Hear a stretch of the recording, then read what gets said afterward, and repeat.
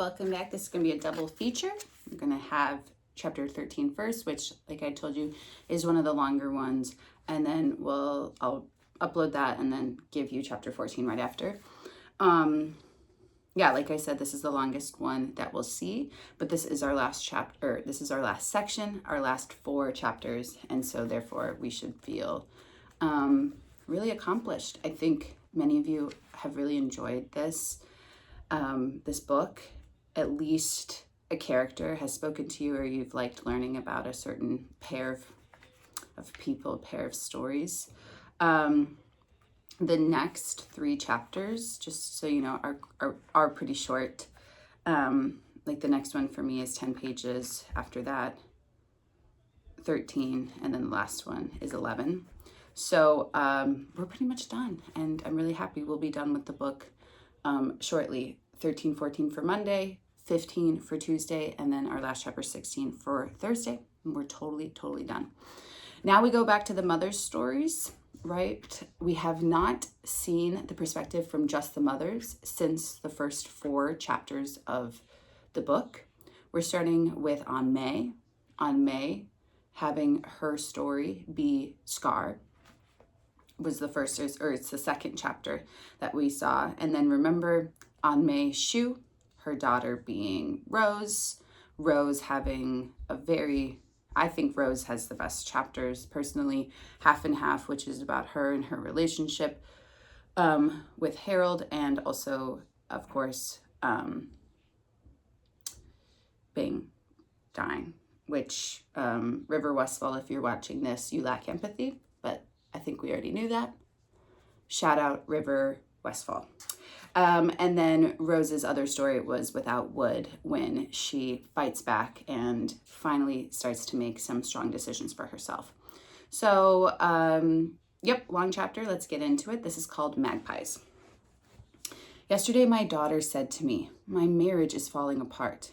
And now all she can do is watch it falling." She lies down on a psychiatrist's couch, squeezing tears out about this shame. And I think she will lie there until there is nothing more to fall, nothing left to cry about, everything dry. She cried, no choice. She doesn't know. If she doesn't speak, she is making a choice. If she doesn't try, she can lose her chance forever. I know this because I was raised the Chinese way. I was taught to desire nothing, to swallow other people's misery, to eat my own bitterness. I would mark that. And even though I taught my daughter the opposite, still she came out the same way. Maybe it is because she was born to me and she was born a girl. And I was born to my mother and I was born a girl. All of us are like stairs, one step after another, going up and down, but all going the same way. I love that. I love that quote. You might want to mark that one too. That's kind of like the honor thy mother moment for our annotations that we'll do this week. I know how it is to be quiet, to listen and watch, as if your life were a dream. You can close your eyes when you no longer want to watch, but when you no longer want to listen, what can you do? I can still hear what happened more than 60 years ago. My mother was a stranger to me when she first arrived at my uncle's house in Ningpo. I was 9 years old and had not seen her for many years, but I knew she was my mother because I could feel her pain. Do not look at that woman, warned my aunt. She has thrown her face into the eastward flowing stream. You might want to mark that too. Her ancestral spirit is lost forever. The person you see is just decayed flesh, evil, rotted to the bone. And I would stare at my mother. She did not look evil. I wanted to touch her face, the one that looked like mine. It is true, she wore strange foreign clothes, but she did not speak back when my aunt cursed her.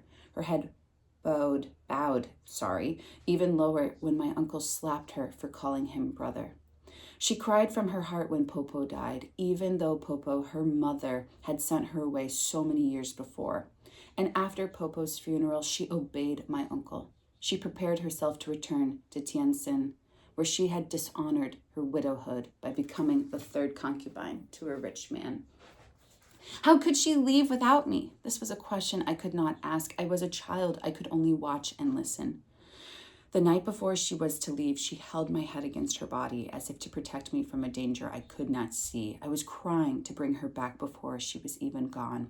And as I lay in her lap, she told me a story. An-Mei, she whispered, have you seen the little turtle that lives in the pond? I nodded.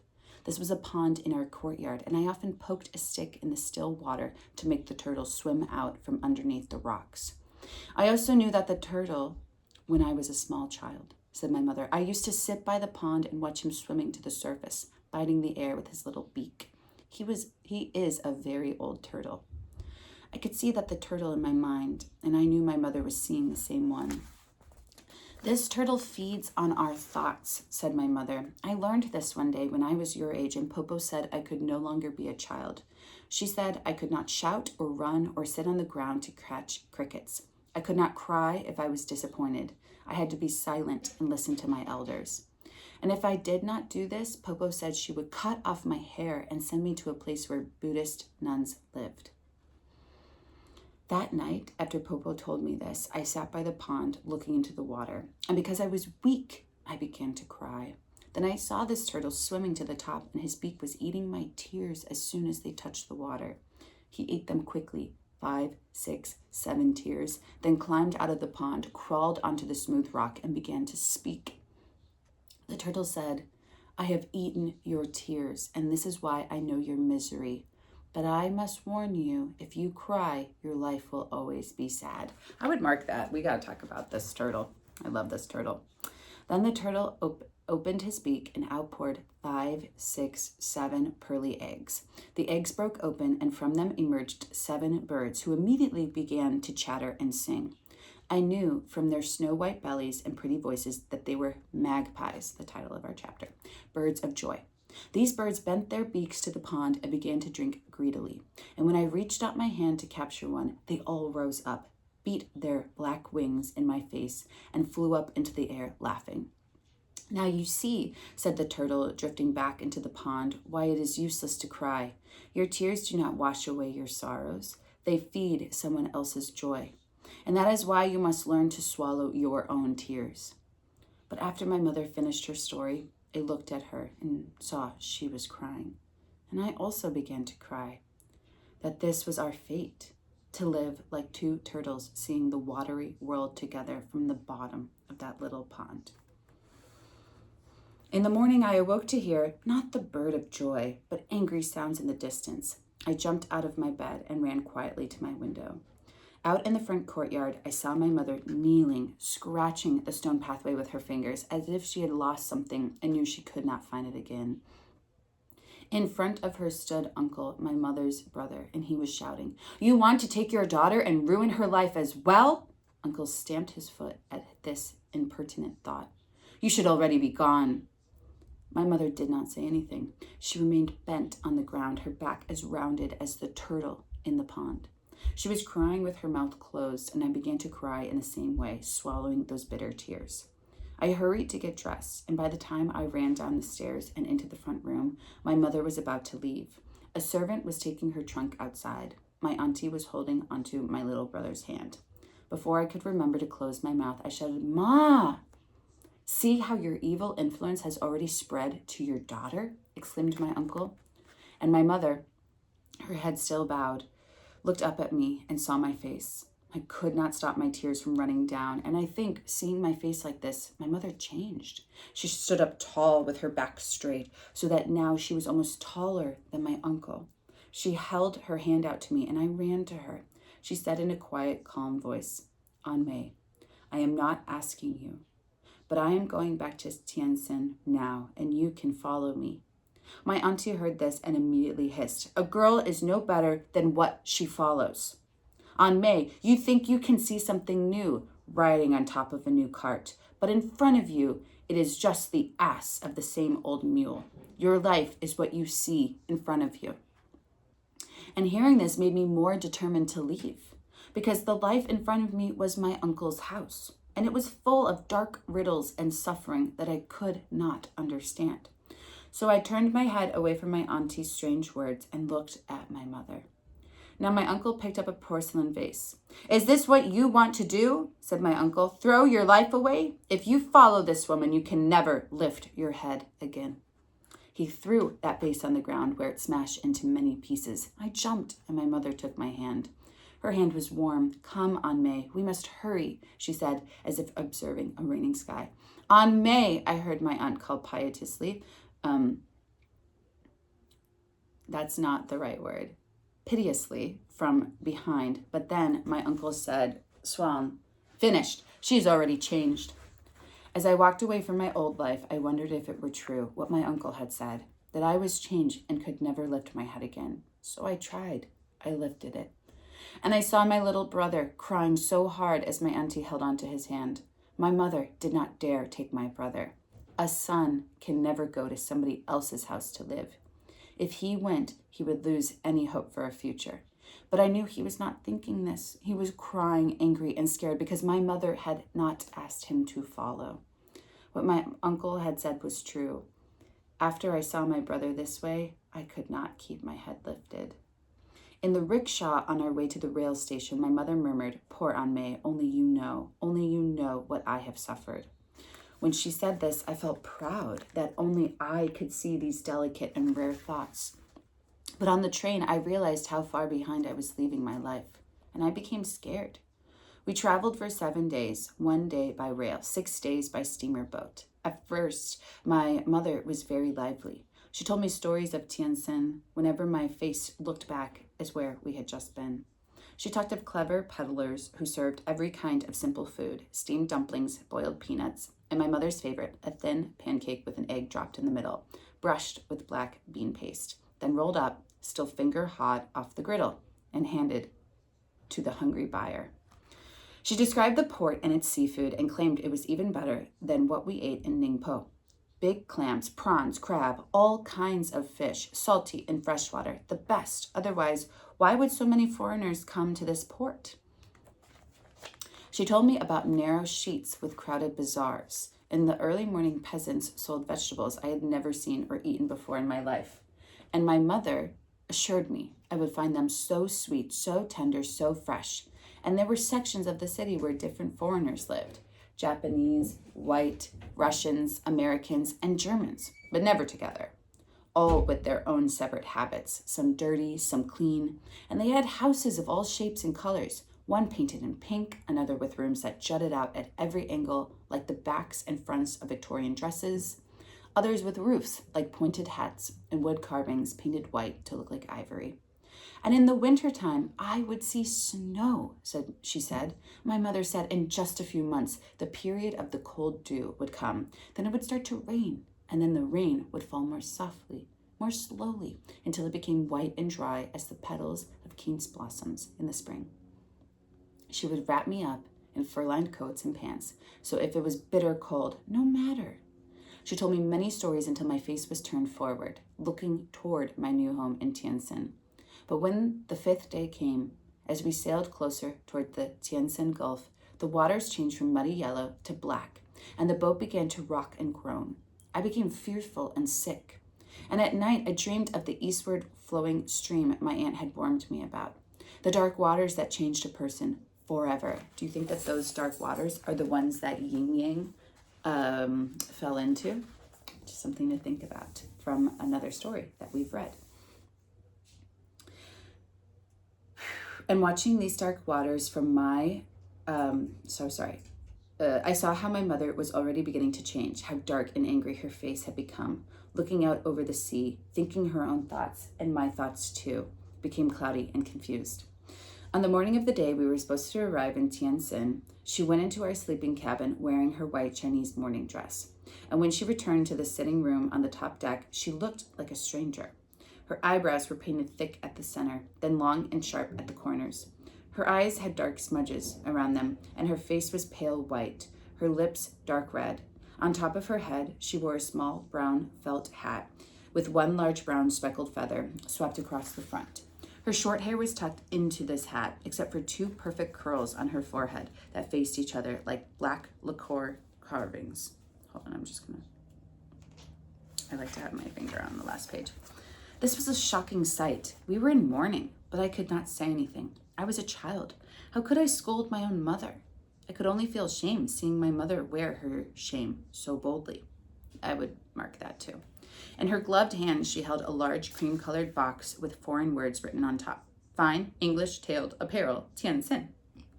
I remember she had put the box down between us and told me, "Open it quickly." She was breathless and smiling. I was so surprised by my mother's new strange manner. It was not until many years later, when I was using this box to store letters and photographs, that I wondered how my mother had known. Even though she had not seen me for many years, she had known that I would someday follow her and that I should wear a new dress when I did. And when I opened that box, all my shame, my fears, they fell away. Inside was a new starch white dress. It had ruffles at the collar and along the sleeves and 6 tiers of ruffles for a skirt. The box also contained white stockings, white leather shoes, and an enormous white hair bow, already shaped and ready to be fastened on with 2 loose ties. Everything was too big. My shoulders kept slipping out of the large neck hole. The waist was big enough to fit 2 of me, but I did not mind. She did not mind. I raised my arms and stood perfectly still. She drew out pins and threads, and with little tucks here and there, stuffed in the loose materials, then filled the toes of the shoes with tissue paper until everything fit. Wearing those clothes, I felt as if I had grown new hands and feet, and I would now have to learn to walk in a new way. And then my mother became so somber again. She sat with her hands folded in her lap, watching as our boat drew closer and closer to the dock. An-Mei, now you are ready to start your new life. You will live in a new house. You will have a new father, many sisters, another little brother, dresses and good things to eat. Do you think all this will be enough to be happy? I nodded quietly, thinking about the unhappiness of my brother and Ningpo. My mother did not say anything more about the house or my new family or my happiness. And I did not ask any questions because now a bell was sounding and a ship's steward was calling our arrival in Tianjin. My mother gave quick instructions to our porter, pointed to our 2 small trunks, and handed him money, as if she had done this every day of her life. And then she carefully opened another box and pulled out what looked to be 5 or 6 dead foxes with open, beady eyes, limp paws, and fluffy tails. She put this scary sight around her neck and her shoulders, then grabbed my hand tight as we moved down the aisle with the crowd of people. Let's pause for a second and just talk about what she's wearing. So she is wearing like a traditional white dress that would have been very common in China. Buttons and white and very kind of, actually kind of sexy because it's tight, but also very formal, conservative because it covered up their bodies. The buttons were just for silliness. They weren't real buttons. You just put the dress on. And, but she's wearing like mink and fox skin. She's wearing like a scarf full of hair. Very rich looking. I mean, those would have been so freaking expensive. So it's a little bit of this Western versus Chinese moment here in her dress and how she's presenting herself as kind of in her official duty as the concubine or like the wife of another wife of this man. And we don't know yet anything about this man and kind of what their life is. But it's quite a very specific look that she's presenting. And we're, in terms of time, about what, 1920, 1930? So let's keep reading. There was no one at the harbor to meet us. My mother walked slowly down the rampway through the baggage platform, looking nervously from side to side. An-Mei, come. Why are you so slow? She said, her voice filled with fear. Why? What's going on? I was dragging my feet, trying to stay in those 2 large shoes as the ground beneath me swayed. And when I was not watching which way my feet were moving, I looked up and saw everybody was in a hurry. Everybody seemed unhappy. Families with old mothers and fathers, all wearing dark, somber colors, pushing and pulling bags and crates of their life's possessions. Pale foreign ladies dressed like my mother, walking with foreign men in hats. Rich wives scolding maids and servants following behind, carrying trunks and babies and baskets of food. We stood near the street where rickshaws and trucks came and went. We held hands, thinking our own thoughts, watching people arrive at the station, watching others hurrying away. It was late morning, and although it seemed warm outside, the sky was gray and clouding over. After a long time of standing and seeing no one, my mother sighed and finally shouted for a rickshaw. During this ride, my mother argued with the rickshaw puller, who wanted extra cash to carry the two of us and our luggage. Then she complained about the dust from the ride, the smell of the street, the bumpiness of the road, the lateness of the day, the ache in her stomach. And when she had finished with these laments, she turned her complaints to me, a spot on my new dress, a tangle in my hair, my twisted stockings. I tried to win back my mother, pointing to ask her about a small park, a bird flying above us, a long electric streetcar that passed us sounding its horn. But she only became more cross and said, "An-Mei, sit still. Do not look so eager. We are only going home." And when we finally arrived home, we were both exhausted.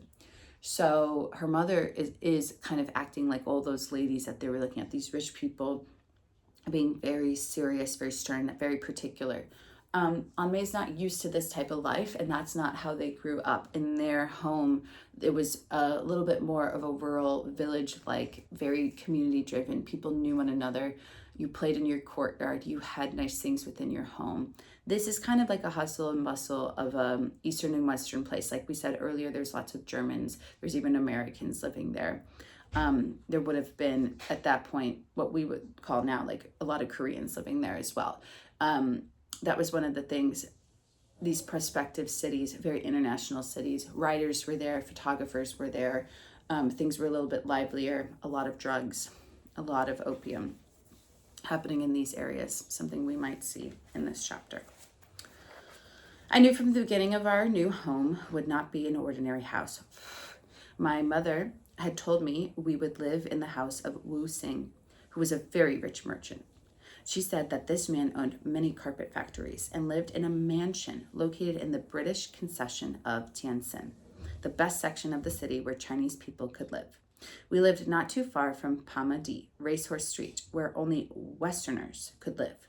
We were also close to little shops that sold only one kind of thing, only tea, or only fabric, or only soap, like specialty stores, which is a crazy idea because before it would be general stores having a little bit of everything. But now this is showing very much so like a British colonization, this very particular things. And of course they live near a bunch of, probably a lot of British people. The house, she said, was foreign built. Wu Sing liked foreign things because foreigners had made him rich, which is why she's dressed like a foreigner as well. And I concluded that was my, here's the sentence, sorry. And I concluded this was why my mother had to wear foreign style clothes in the manner of newly rich Chinese people who like to display their wealth on the outside. And even though I knew all of this before I arrived, I was still amazed at what I saw. The front of the house had a Chinese stone gate rounded at the top with the big black lacquer doors and a threshold you had to step over. Within the gates, I saw the courtyard and I was surprised. There were no willows or sweet-smelling cassia trees, no garden pavilions, no benches sitting by a pond, no tubs of fish. Instead, there were long rows of bushes on both sides of a wide brick walkway, and to each side of those bushes was a big lawn area with fountains. Much more like a French provincial look, not the traditional courthouses with courtyards with fish and the turtles and the ponds and kind of, if you've ever traveled to Asia, you know exactly what I'm talking about.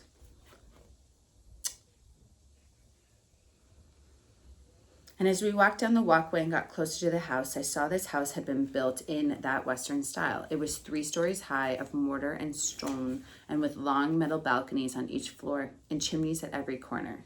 When we arrived, a young servant woman ran out and greeted my mother with cries of joy. She had a high, scratchy voice. "Oh, Tai Tai, you've already arrived. How can this be?" This was Yang Cheng, my mother's personal maid, and she knew how to fuss over my mother just the right amount. I remember, I'll hold back on that. She had called my mother Tai Tai, the simple, honorable title of wife, as if my mother were the first wife, the only wife. Yang Cheng called loudly to other servants to take our luggage, called another servant to bring tea and draw a hot bath. And then she hastily explained that second wife had told everyone not to expect us for another week at least. What a shame! No one to greet you. Second wife, the other's gone to Peking to visit her relatives. Your daughter's so pretty, your same look. She's so shy, eh? First wife, her daughter's gone on a pilgrimage to another Buddhist temple. Last week, a cousin's uncle, just a little crazy, came to visit. Turned out not to be a cousin, not an uncle. Who knows who he was? As soon as we walked into that big house, I became lost with too many things to see. A curved staircase that wound up, a ceiling with faces in every corner, then hallways twisting and turning into one room, then another. To my right was a large room, larger than I had ever seen, and it was filled with stiff teakwood furniture, sofas and tables and chairs. And at the end of this long, long room, I could see doors leading into more rooms, more furniture, then more doors. To my left was a darker room, another sitting room, and this one filled with foreign furniture, dark green leather sofas, paintings with hunting dogs and armchairs, and mahogany desks. Of course, that's like a British study. Mahogany, that dark, dark, dark wood. And as I glanced into these rooms, I would see different people, and Yang Chen would explain, this young lady, she is second wife servant. That one, she is nobody, just the daughter of a cook's helper. This man takes care of the garden. And then we were walking up the staircase. We came to the top of the stairs, and I found myself in another large sitting room. We walked to the left, down a hall, past one room, and then stepped into one another. This is your mother's room, Yang Cheng told me proudly. This is where you will sleep. And the first thing I saw, the only thing I could see at first, was a magnificent bed. It was heavy and light at the same time, soft rose silk and heavy, dark shiny wood carved all around with dragons. 4 posts held up a silk canopy, and at each post dangled large silk ties holding back curtains. The bed sat on The bed sat on 4 squat lion's paws as if the weight of it had crushed the lion underneath. Yan Cheng showed me how to use a small step stool to climb onto the bed. And when I tumbled onto the silk covers, I laughed to discover a soft mattress that was 10 times the thickness of my bed in Ningpo. Sitting in this bed, I admired everything as if I were a princess. This room had a glass door that led to a balcony. In front of the window was a round table of the same wood as the bed. I too sat on a carved lion's leg and was surrounded by 4 chairs. A servant had already put tea and sweet cakes on the table and was now lighting the hulu, a small stove for burning coal. It was not that my uncle's house in Ningpo had been poor. He was actually quite well-to-do. But this house in Tianjin was amazing, and I thought to myself, my uncle was wrong. There was no shame in my mother marrying Wu Sing. Oops, we'll see. While thinking this, I was startled by a sudden clang, clang, clang, followed by music. On the opposite wall of the bed was a big wooden clock with a forest and bears carved into it. The door on the clock had burst open, and a tiny room full of people was coming out. There was a bearded man in a pointed cap seated at a table. He was bending his head over and over to drink soup, but his beard would dip in the bowl first and stop him. A girl in a white scarf and a blue dress was standing next to the table, and she was bending over and over again to give the man more of the soup. And next to the man and the girl was another girl with a skirt and short jacket. She was swinging her arm back and forth, playing violin music. She always played the same dark song. I can still hear it in my head after many years. This is like a Swiss wooden clock. I have one in my house, but not in this room. It is very old, very cool, but not a traditional clock that you would see in a Chinese household, right? This is a very, very specific type of clock. I wonder what it means. This was a wonderful clock to see, but after I heard it that first hour, and then the next, and then always, this clock became an extravagant nuisance. I could not sleep for many nights. And later, I found I had an ability to not listen to something meaningless calling to me. Mark that. I was so happy those first few nights in this amusing house, sleeping in the big soft bed with my mother. I would lie in this comfortable bed, thinking about my uncle's house in Ningpo, realizing how unhappy I had been, feeling sorry for my little brother, but most of my thoughts flew to all the new things to see and do in this house. I watched hot water pouring out of pipes, not just in the kitchen, but also into wash basins and bathtubs on all 3 floors of the house. I saw chamber pots that flushed clean without servants having to empty them. I saw rooms as fancy as my mother's. Yan Cheng explained which ones belonged to first wife and the other concubines, who were called second wife and third wife. And some rooms belonged to no one. They are for guests, said Yang Cheng. On the 3rd floor were rooms only for the men servants, and Yang Cheng, one of the rooms, even had a door to a cabinet that was a secret hiding place from sea pirates. Thinking back, I find it hard to remember everything was in that house. Too many good things all seem the same after a while. I tired of anything that was not a novelty. Oh, this, I said when Yang Chang brought me the same sweet meats as the day before. I've tasted this already. My mother seemed to regain her pleasant nature. She put her old clothes back on, long Chinese gowns and skirts now with white mourning bands sewn at the bottoms. During the day, she pointed to strange and funny things, naming them for me. Bidet, a brownie camera, salad fork, napkin. In the evening, when there was nothing to do, we talked about the servants. Who was clever? Who was diligent? Who was loyal? We gossiped as we cooked small eggs and sweet potatoes on top of the hulu just to enjoy their smell. And at night, my mother would again tell me stories as I lay in her arms falling asleep. If I look upon my whole life, I cannot think of another time when I felt more comfortable, when I had no worries, fears, or desires, when my life seemed as soft and lovely as lying inside a cocoon of rose silk. But I remember clearly when all that comfort became no longer comfortable. That's the second time we've seen Rose in the chapter, just so you know, and remember her daughter's name is Rose. Oh my God, this chapter is so long. Bear with me. I promise we're almost there. It was perhaps 2 weeks after we had arrived. I was in the large garden and back, kicking a ball and watching 2 dogs chase it. My mother sat at a table watching me play. And then we heard a horn off into the distance, shouts, and those 2 dogs forgot the ball and ran off barking in high, happy voices. My mother had the same fearful look she wore in the harbor station. She walked quickly into the house. I walked around the side of the house toward the front. 2 shiny black rickshaws had arrived, and behind them a large black motor car. A manservant was taking luggage out of the rickshaw. From another rickshaw, a young maid jumped out. All the servants crowded around the motor car, looking at their faces in the polished metal, admiring their curtained windows, the velvet seats. Then the driver opened the back door, and out stepped a young girl. She had short hair with rows of waves. She looked to be only a few years older than I, but she had on a woman's dress, stockings, and high heels. I looked down at my own white dress covered with grass stains, and I felt ashamed. And then I saw the servants reaching into the back seat of the motor car, and a man was slowly being lifted by both arms. This was Wu Sing. He was a big man, not tall, but puffed out like a bird.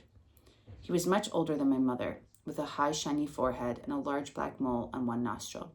He wore a Western suit jacket with a vest that closed too tightly around his stomach. But his pants were very loose. He groaned and grunted as he heaved himself out and into view. And as soon as his shoes touched the ground, he began to walk toward the house, acting as though he saw no one, even though people greeted him and were busy opening doors, carrying his bags, taking his long coat. He walked into the house like that, with his young girl following him. She was looking behind at everyone with a simpering smile, as if they were there to honor her. And when she was hardly at the door, I heard one servant remark to another, "5th wife. Ugh! Is so young. She did not bring any of her own servants, only a wet nurse." I looked up at the house and saw my mother looking down from her window, watching everything. So in this clumsy way, my mother found out that Wu Sing had taken his 4th concubine, who was actually just an afterthought, a foolish bit of decoration for his new motor car. My mother was not jealous of this young girl who would now be called 5th wife. Why should she be? My mother did not love Wu Sing. A girl in China did not marry for love. She married for position, and my mother's position, I later learned, was the worst. After Wu Sing and 5th wife arrived home, my mother often stayed in her room working on her embroidery. In the afternoon, she and I would go on long, silent rides in the city, searching for a bolt of silk in a color she would not seem to name. Her unhappiness was this same way. She could not name it. And so, while everything seemed peaceful, I knew it was not. You may wonder how a small child, only 9 years old, can know these things. Now I wonder about it myself. I can remember only how uncomfortable I felt, how I could feel the truth with my stomach, knowing something terrible was going to happen. And I can tell you it was almost as bad as how I felt some 15 years later when the Japanese bombs started to fall, and listening in the distance, I could hear soft rumbles and knew that what was coming was unstoppable. A few days later, Wu Sing had arrived home. I awoke in the middle of the night. My mother was rocking my shoulder gently. "An-Mei, be a good girl," she said in a tired voice. Go to Yan Chang's room now. I rubbed my eyes, and as I awoke, I saw a dark shadow and began to cry. It was Wu Sing. Be quiet. Nothing is the matter. Go to Yan Chang, my mother whispered.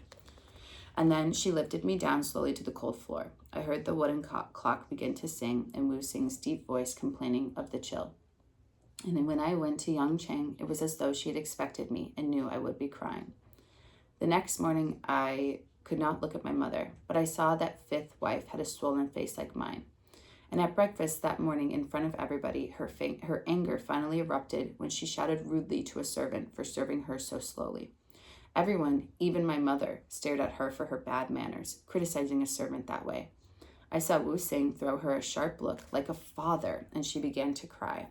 But later that morning, fifth wife was smiling again, prancing around in a new dress and new shoes. In the afternoon, my mother spoke of her unhappiness for the first time. We were in a rickshaw going to a store to find embroidery thread. Do you see how shameful my life is? She cried. Do you see how I have no position? He brought home a new wife, a low-class girl, dark skin, no manners. Bought her for a few dollars from a poor village family that makes mud brick tiles. And at night, when he can no longer use her, he comes to me, smelling of her mud. She was crying now, rambling like a crazy woman. You can see now a fourth wife is less than a fifth wife. An-Mei, you must not forget. I was a first wife, Yi Tai, the wife of a scholar. Your mother was not always fourth wife. She said this word, the SC, so hateful I shuddered. It sounded as if she meant die. And I remembered Popo once telling me 4 is a very unlucky number because if you say it in an angry way, it always comes out wrong. Close to this word, die. So now it's winter. The cold dew came. It became chilly, and second wife and third wife and their children and servants returned home to Tientsin. There was a big commotion when they arrived. Wu Sing had allowed the new motor car to be sent to the railway station, but of course that was not enough to carry them all back. So behind the motor car became a dozen or so rickshaws, bouncing up and down like crickets following a large shiny beetle. Women began to pour out of the motor car. My mother was standing behind me, ready to greet everybody. A woman wearing a plain foreign dress and large, ugly shoes walked toward us. 3 girls, one of whom was my age, followed behind.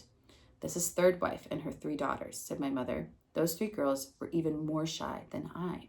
They crowded around their mother with bowed heads and did not speak, but I continued to stare. They were as plain as their mother, with big teeth, thick lips, and eyebrows as bushy as a caterpillar. Third wife welcomed me warmly and allowed me to carry one of her packages. I felt my mother's hand stiffen on my shoulder. And there is second wife. She will want you to call her Big Mother, she whispered. I saw a woman wearing a long black fur coat and dark Western clothes, very fancy. And in her arms she held a little boy with fat, rosy cheeks who looked to be about 2 years old.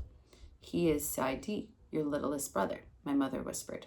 He wore a cap made out of the same dark fur and was winding his little finger around second wife's long pearl necklace.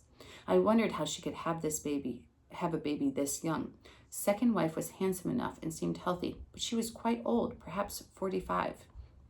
She handed the baby to a servant and then began to give instructions to the many people who still crowded around her. And then second wife walked toward me, smiling, her fur coat gleaming with every step. She stared as if she were examining me, as if she recognized me. Finally, she smiled and patted my head, and then with a swift, graceful movement of her small hands, she removed her long, pearly strand and put it around my neck. This was the most beautiful piece of jewelry I had ever touched. It was designed in the Western style. A long strand, each bead the same size of an identical pinkish tone, and with a heavy brooch of ornate silver to clasp the ends together. My mother immediately protested, "This is too much for a small child. She will break it. She will lose it." But second wife simply said to me, "Such a pretty girl needs something to put the light on her face." I could see by the way my mother shrank back and became quiet that she was angry. She did not like second wife. I had to be careful how I showed my feelings, not to let my mother think second wife had won me over. Yet I had this reckless feeling. I was overjoyed that second wife had shown me this special favor. "Thank you, Big Mother," I said to second wife, and I was looking down to avoid showing my face, but I could not keep from smiling. What did the uncles say An-Mei was going to forever do? Always have her head tilted down. When my mother and I had tea in her room later that afternoon, I knew she was angry. "Be careful, An-Mei," she said. "What you hear is not genuine. She makes clouds with one hand, rain with the other. She's trying to trick you, so you will do anything for her." I sat quietly, trying not to listen to my mother. I was thinking how much my mother complained, that perhaps all of her unhappiness sprang from her complaints. I was thinking how I should not listen to her. "Give the necklace to me," she said suddenly. I looked at her without moving. "You do not believe me, so you must give me the necklace. I will not let her buy you for such a cheap price." And when I still did not move, she stood up and walked over and lifted that necklace off. And before I could cry to stop her, she put the necklace under her shoe and stepped on it. When she put it on the table, I saw what she had done. This necklace that had almost bought my heart and mind now had one bead of crushed glass. Later, she removed that broken bead and knotted the space together so the necklace looked whole again. She told me to wear the necklace every day for 1 week so I would remember how easy it is to lose myself to something false. And after I wore those fake pearls long enough to learn this lesson, she let me take them off. When she opened a box and turned to me, "Now can you recognize what is true?" And I nodded. She put something in my hand. It was a heavy ring of watery blue sapphire, with a star in its center so pure that I never ceased to look at that ring with wonder. Before the second cold month began, first wife returned from Peking, where she kept a house and lived with her 2 unmarried daughters. I remember thinking that first wife would make second wife bow to her ways. First wife was the head wife, by law and by custom. But first wife turned out to be a living ghost. There it is again. No threat to second wife, who had her strong spirit intact. First wife looked quite ancient and frail, with her rounded belly, bound feet, her old-style padded jacket and pants, and plain lined face. But now that I remember her, she must not have been too old. Maybe Wu Xing's age. So she was perhaps 50. When I met first wife, I thought she was blind. She acted as if she did not see me. She did not see Wu Xing. She did not see my mother. And yet she could see her 2 daughters, 2 spinsters. That's like a term for like an old maid, unmarried women. And if, by culture, like those girls could be themselves, 38, almost 40 years old, right? Because people had children so young. People were having children at 13 sometimes. So we don't really know, but to call them spinsters means that they are not in good marriage or like birthing age. I think like myself at 32 is starting to look that way if I was unmarried to them, in the same idea, just like you hit in those kind of early 30s to late 30s and you are seen as not marriage material. They were at least 25, she said. Spinster. That's 12 years past, right? When women typically could have children. So An-Mei, also the way that she's talking about these people, like she doesn't really know. And that's also something to keep in mind. I like that. And she always regained her sight in time to scold the 2 dogs for sniffing in her room, digging in the garden outside her window, and wetting on a table leg. "Why does first wife sometimes see and sometimes not see?" I asked Yang Chang one night as she helped me bathe. First wife says she sees only what is Buddha perfection, and Yang Chang, she says she is blind to most faults. Yang Chang said that first wife chose to be blind to the unhappiness of her marriage. She and Wu Xing had been joined in Tiandi, heaven and earth, so theirs was a spiritual marriage arranged by a matchmaker. Who else had that type of a marriage? I wonder. We've already seen something like that. Ordered by his parents and protected by the spirits of their ancestors. But after the first year of marriage, first wife had given birth to a girl with one leg too short. And this misfortune led first wife to begin a trek to Buddhist temples to offer alms and tailored silk gowns in honor of Buddha's image, to burn incense and pray to Buddha to lengthen her daughter's leg. As it happened, Buddha chose instead to bless first wife with another daughter, this one with 2 perfect legs, but alas, with a brown tea stain splash over half her face. She has a birthmark. With this second misfortune, first wife began to go on so many pilgrimages to Xi'an, just a half-day's train ride to the south, that Wu Xing bought her a house near the 1,000 Buddha Cliff and Bubbling Springs Bamboo Grove. And every year he increased the allowance she needed to manage her own household there. So twice a year, during the coldest and hottest months of the years, she returned to Tianjin to pay her respects and suffer sight unseen in her husband's household. And each time she returned, she remained in her bedroom, sitting all day like a Buddha, smoking her opium, talking softly to herself. That's what I was saying you were going to see. She did not come downstairs for meals. Instead, she fasted or ate vegetarian meals in her room, and Wu Sing would make a mid-morning visit to her bedroom once a week, drinking tea for half an hour, inquiring about her health. He did not bother her at night, meaning they were not having sex. They did not have that type of relationship. This is just the kind of formal marriage. If something happened, she would be in charge, but this is not the woman that he has like connections with. So that's why second wife is kind of more important. This ghost of a woman should have caused no suffering to my mother, but in fact she put ideas into her head. My mother believed she too had suffered enough to deserve her own household, perhaps not in Xi'an, but one to the east in Little Petaho, which was a beautiful seaside resort filled with terraces and gardens and wealthy widows. We are going to live in a house of our own, she told me happily the day snow fell on the ground all around our house. She was wearing a new silk fur-lined gown, the bright turquoise color of kingfisher feathers. The house will not be as big as this one. It will be very small, but we can live by ourselves with Yang Cheng and a few other servants. Wu Sing promised this already. Let's see if that's true. During the coldest winter month, we were all bored, adults and children alike. We did not dare go outside. Yang Cheng warned me that my skin would freeze and crack into 1,000 pieces, and the other servants always gossiped about everyday sights they had seen in town. The back stoops of stores always blocked with the frozen bodies of beggars, man or woman. You couldn't tell. They were so dusty with a thick cover of snow. So every day we stayed in the house, thinking of ways to amuse ourselves. My mother looked at foreign magazines and clipped out pictures of dresses she liked, and then she went downstairs to discuss with the tailor how much a dress could be made using the materials available. I did not like to play with third wife's daughters, who were as docile and dull as their mother. Those girls were content looking out the window all day, watching the sun come up and go down. So instead, Yan Cheng and I roasted chestnuts on top of a little coal stove, and burning our fingers while eating these sweet nuggets, we naturally started to giggle and gossip. Then I heard the clock clang, and the same song began to play. Yang Cheng pretended to sing badly in the classic opera style, and we both laughed out loud, remembering how second wife had sung yesterday evening, accompanying her quavering voice on a 3-string flute and making many mistakes. She had caused everyone to suffer through this evening's entertainment until Wu Sing declared it was enough suffering by falling asleep in his chair. And laughing about this, Yang Cheng told me a story about second wife. 20 years ago, she had been a famous Shangtun sing-song girl, a woman of some respect, especially among married men who frequented tea houses. While she had never been pretty, she was clever, an enchantress.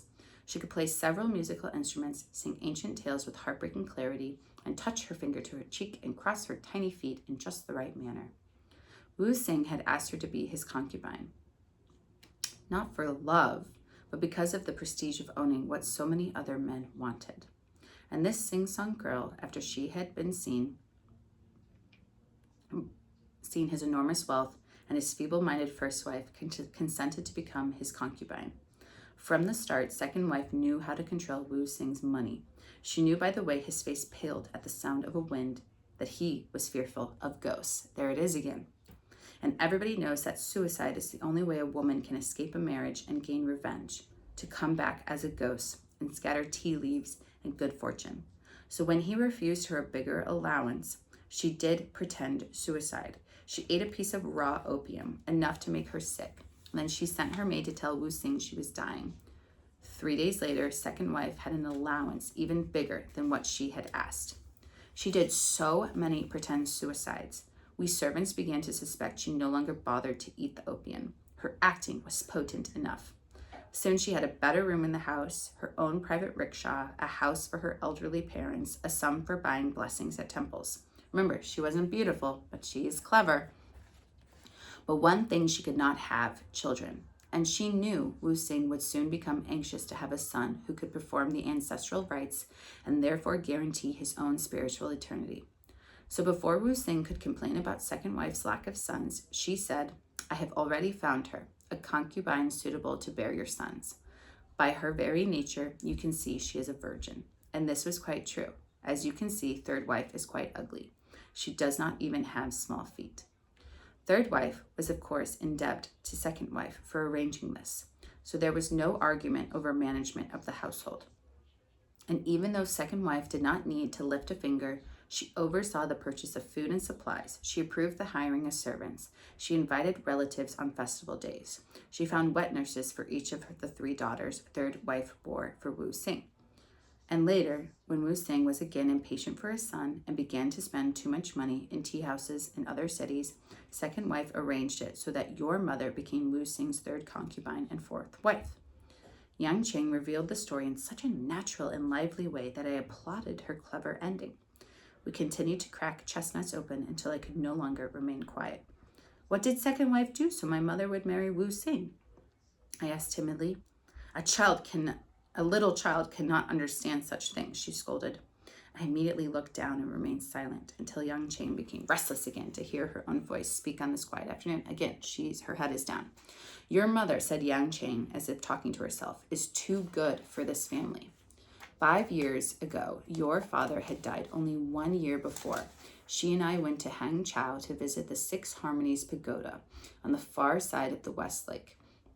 Your father had been a respected scholar and also devoted to the 6 virtues of Buddhism enshrined in this pagoda. So your mother kowtowed in the pagoda, pledging to observe the right harmony of body, thoughts, and speech, to refrain from giving opinions and to shun wealth. And when we boarded the boat to cross the lake again, we sat opposite a man and a woman. This was Wu Xing and second wife. Wu Xing must have seen her beauty immediately. Back then, your mother had hair down to her waist, which she tied up high on her head, and she had unusual skin, a lustrous pink color. Even in her white widow's clothes, she was beautiful. But because she was a widow, she was worthless in many respects. She could not remarry. But this did not stop second wife from thinking of a way. She was tired of watching her household's money being washed away in so many different tea houses. The money he spent was enough to support 5 more wives. She was anxious to quiet Wu Xing's outside appetite, so she conspired with Wu Xing to lure your mother to his bed. She chatted with your mother, discovered that she planned to go to the monastery of the Spirits Retreat the next day, and second wife showed up at that place as well. And after more friendly talk, she invited your mother to dinner. Your mother was so lonely for good conversation, she gladly accepted. And after the dinner, second wife said to your mother, "Do you play mahjong?" "Oh, it doesn't matter if you play badly. We are only 3 people now and cannot play it at all unless you would be kind enough to join us tomorrow night." She's trying to balance the family. The next night, after a long evening of mahjong, second wife yawned and insisted my mother spend the night. Stay, don't be so polite. No, your politeness is really more inconvenient. "Why wake the rickshaw boy?" said second wife. "Look here, my bed is certainly big enough for 2. As your mother slept soundly in second wife's bed, second wife got up in the middle of the night and left the dark room, and Wu Xing took her place. When your mother awoke to find him touching her beneath her undergarments, she jumped out of bed. He grabbed her by her hair, and he threw her on the floor, then put his foot on her throat and told her to undress. Your mother did not scream or cry when he fell on her. In the early morning, she left in a rickshaw, her hair undone with tears streaming down her face. She told no one but me what happened, but second wife complained to many people about the shameless widow who had enchanted Wu Xing into bed. How could a worthless widow accuse a rich woman of lying? So when Wu Xing asked your mother to be his third concubine, to bear him a son, what choice did she have? She was already as low as a prostitute. And when she returned to her brother's house and kowtowed 3 times to say goodbye, her brother kicked her, and her own mother banned her from the family house forever. This is why you did not see your mother again until your grandmother died. Your mother went to live in Tianjin to hide her shame with Wu Xing's wealth. And 3 years later, she gave birth to a son, which second wife claimed as her own.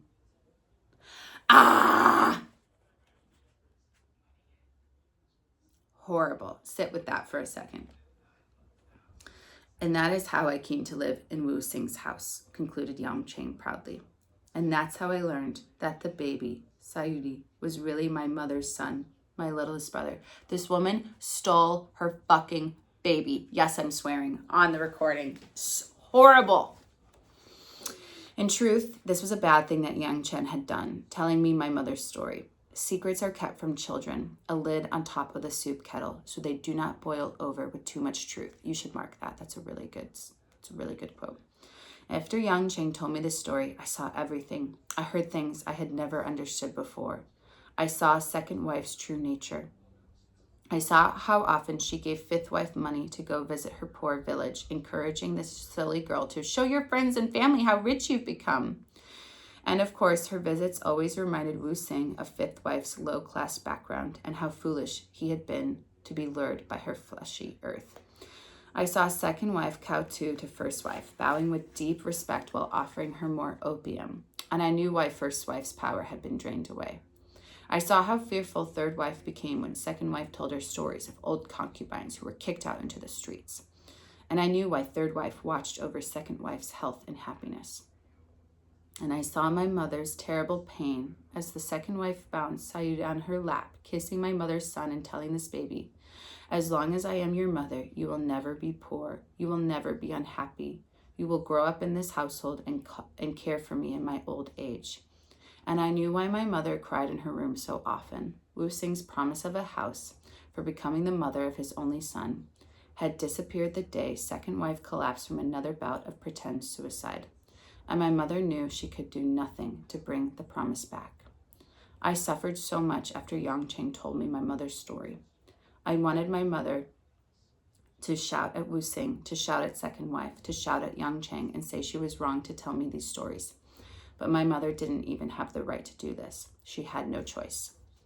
2 days before the Lunar New Year, Yang Cheng woke me when it was still black outside. Quickly, she cried, pulling me along before my mind and eyes could work together. My mother's room was brightly lit. As soon as I walked in, I could see her. I ran to her bed and stood on the footstool. Her arms and leg were moving back and forth as she lay on her back.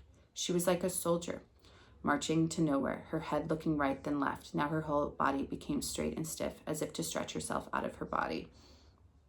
Her jaw was pulled down, and her tongue was so swollen, she was coughing to try to make it fall out. What's happened to her, Mom? Wake up, I whispered, and then I turned and saw everybody standing there. Wu Sing, Yang Cheng, second wife, third wife, fifth wife, the doctor. She's taken too much opium, cried Yang Cheng. The doctor says he can do nothing. She has poisoned herself. So they were doing nothing, only waiting. And I also waited those many hours. The only sounds were that of the girl and the clock playing the violin. And I wanted to shout to the clock and make its meaningless noise be silenced, but I did not. I watched my mother march in her bed and wanted to say the words that would quiet her body and spirit, but I stood there like the others, waiting and saying nothing. And then I recalled her story about the little turtle, his warning not to cry, and I wanted to shout to her that it was no use. There were already too many tears, and I tried to swallow them one by one, but they came too fast until finally my closed lips burst open and I cried and cried, then cried all over again, letting everybody in the room feed on my tears. I fainted with all this grief and then carried me back to Yang Cheng's bed. So that morning, while my mother was dying, I was dreaming. I was falling from the sky down to the ground into a pond, and I became a little turtle lying at the bottom of this watery place. Above me, I could see the peaks of 1,000 magpies drinking from the pond, drinking and singing happily and filling their snow-white bellies. I was crying hard, so many tears, but they drank and drank, so many of them, until I had no more tears left and the pond was empty. Everything as dry as sand. Yang Cheng later told my mother had listened to second wife and tried to pretend suicide. False words, lies. She would never listen to this woman who caused her so much suffering. Never. I know my mother listened to her own heart to no longer pretend. I know this because why else did she die 2 days before the Lunar New Year? Why else did she plan her death so carefully that it became a weapon? 3 days before the Lunar New Year, she had eaten a sticky sweet dumpling that everybody else eats to celebrate.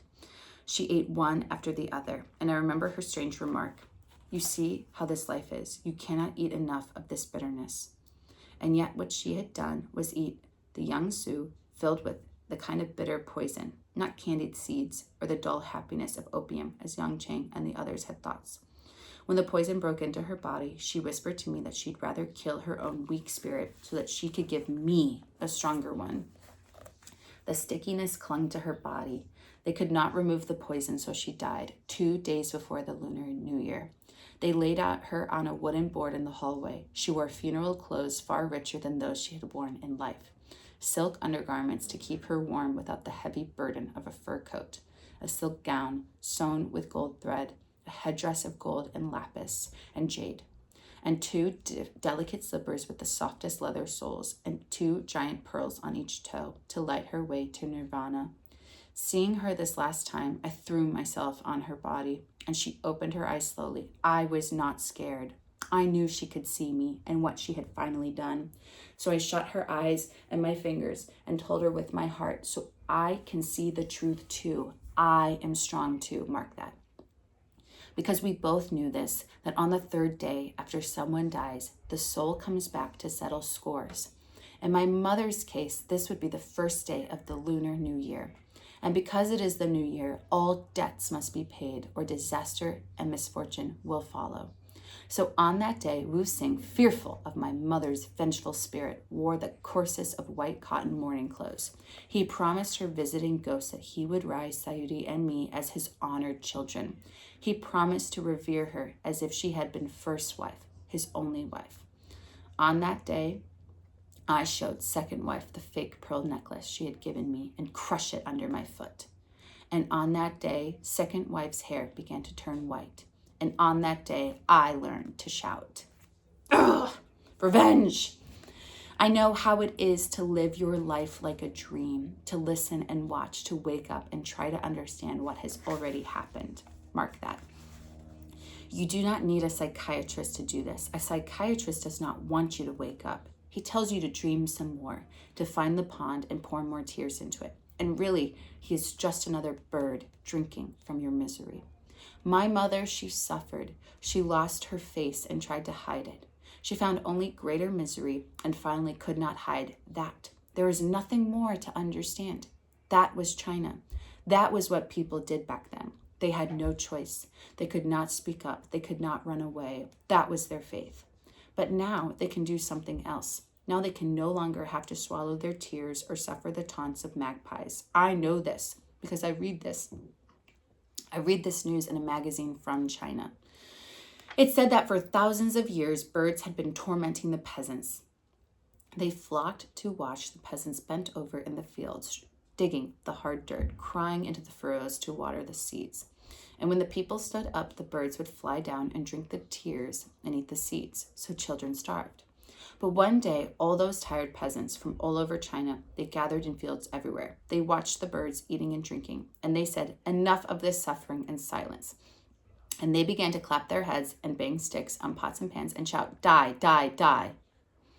And all these birds rose in the air, alarmed and confused by this new anger, beating their black wings, flying just above, waiting for the noise to stop. But the people's shouts only grew stronger and angrier. The birds became more exhausted, unable to land, unable to eat. And this continued for many hours, for many days, until all those birds, hundreds and thousands, and then millions, fluttered to the ground, dead and still, until not one bird remained in the sky. What would your psychiatrist say if I told him that I shouted for joy when I read that this happened? An-Mei is a bad bitch, and revenge and working for revenge is part of her nature. So now think back to all the things that she has said to Rose in the past. Also, think about the purpose of her children a little bit. Think about how many children she ended up having. She loved her children. She did not mean or need to suffer with Bing, but maybe there's a reason. Maybe there's something there. Maybe it goes back to the fate versus fate.